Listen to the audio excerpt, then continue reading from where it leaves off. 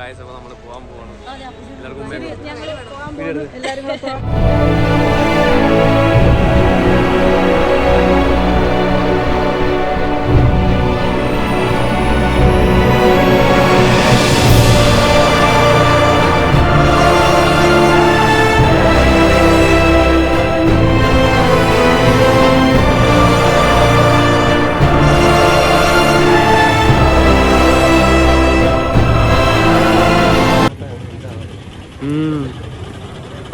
Hi.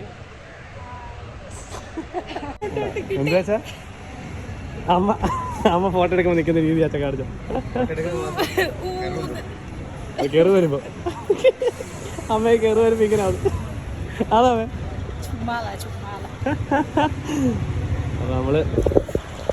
നമ്മളപ്പോ യാത്ര ഞാൻ നട എന്റെ ആയുധവും കോട്ടും ഒക്കെ എടുത്തിട്ടുണ്ട്. വിഷമുണ്ടോ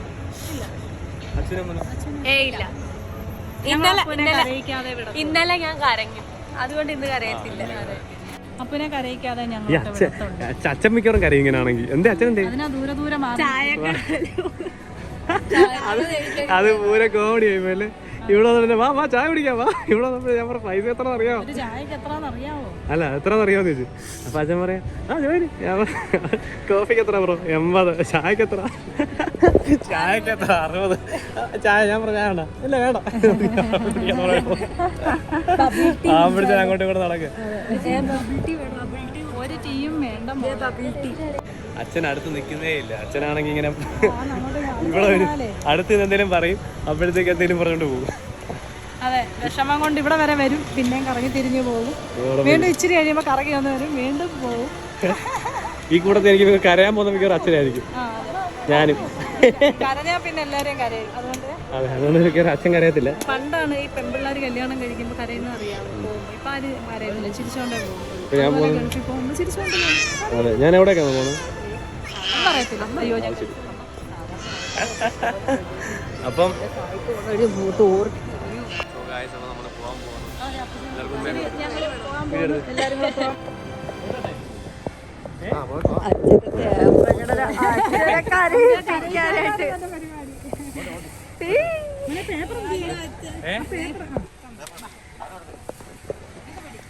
ഗായ്സ് അങ്ങനെ അപ്പച്ചേട്ടൻ പോവാൻ പോവാണ്.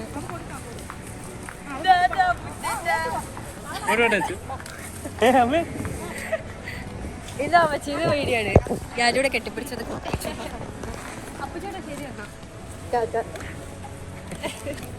അല്ല, ആരും കരയുന്നില്ല, നമ്മള് മാത്രം കരയാൻ നടക്കണം. ഞങ്ങള് കരച്ചില്ല.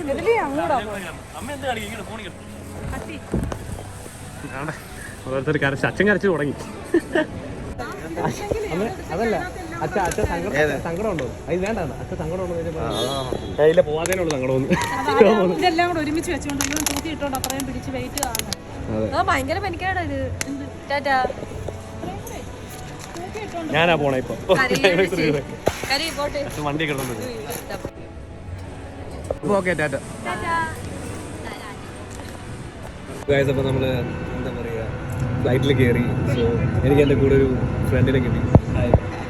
പേര് കേട്ടാൽ നമ്മളെല്ലാവർക്കും ഭയങ്കര രസമായി.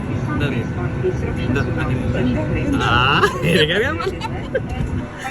ആക്ച്വലി വീട്ടുകാർ എനിക്ക് കയറണോ ചിരിക്കണമെന്നൊന്നും അറിയത്തില്ല. പക്ഷേ എന്നെ ഇത്രയും നേരം എൻഗേജ് ആക്കിയിട്ടിരുന്ന ദർശന ചേച്ചി ആൻഡ് ഫാത്തിമ ഫോൺ ചെയ്യാൻ പോകും. ടേക്ക് ഓഫ് ചെയ്യാൻ പോകും. പക്ഷേ അപ്പം